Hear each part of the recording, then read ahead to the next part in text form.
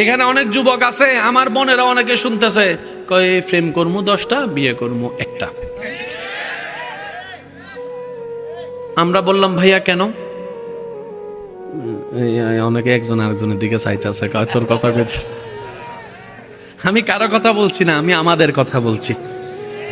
লাভ চান না লস চান? আনফ্রেশ না ফ্রেশ?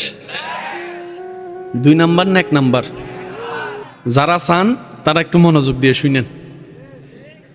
বুঝাইতে পারি নাই?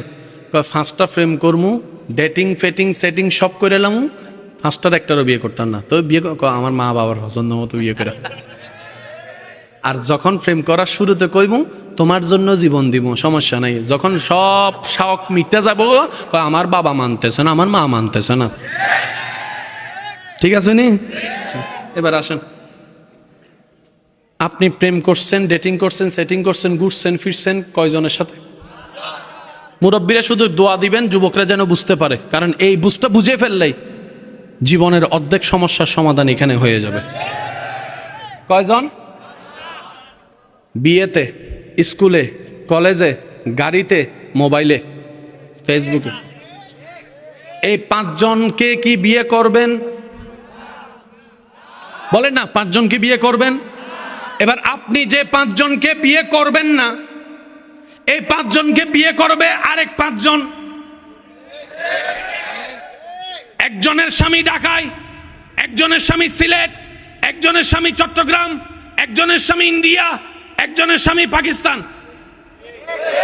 তাহলে আপনি 5 দেশের 5 মানুষের হক নষ্ট করছেন। আপনি চালাকি কি করছেন? কয় মজা টজা করে ছাইরা দিমু, বিয়ে করবো একদম ইনটেক দেখা। তো চট্টগ্রামওয়ালার বউ যেরকম আপনার এলাকায় স্কুল দিয়ে হাঁটা যায়, আপনারটাও তো কোনো না কোনো স্কুল দিয়া, রাস্তা দিয়া, কলেজ দিয়ে হেঁটে যায়। আপনি যেমন অন্যের পিছনে পড়ছেন, আপনারটার পিছনে।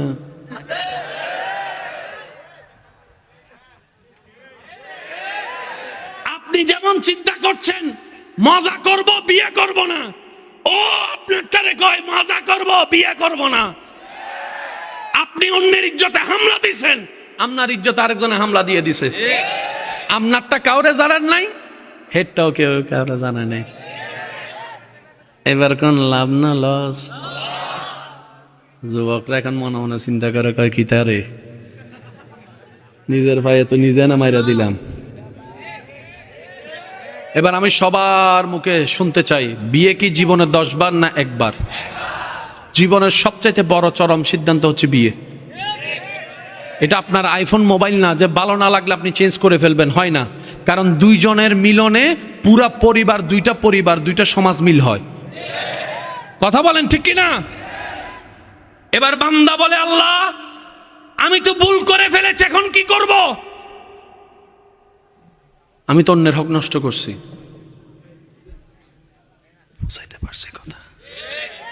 রব বলে যে বান্দা একটা কাজ করো, একটু মনোযোগ দিবেন। রব বলে যে তোমার এলাকায়, তোমার নিয়ন্ত্রণে, তোমার এরিয়ায় অন্য পুরুষের বউদের ইজ্জত তুমি হেফাজত করো। তোমারটা যেখানে আছে আমি আল্লাহ কুদরতিভাবে সেটার ইজ্জত হেফাজতের ব্যবস্থা করে দেব। তুমি অন্যের হবু বউয়ের পিছনে হাত দিও না, লাগিও না, পিছনে পড়িও না। আমি আল্লাহ তোমারটা যেখানেই যাক, বদ নজর থেকে, খারাপ নজর থেকে আমি এমনভাবে সেভ করব, তাকে স্পর্শ করা তো দূরের কথা, কি আরো যেন তার প্রতি খারাপ নজরটাও না যায়। আমি আল্লাহ সেই ব্যবস্থা করে দিব, সে ব্যবস্থা করে দিব।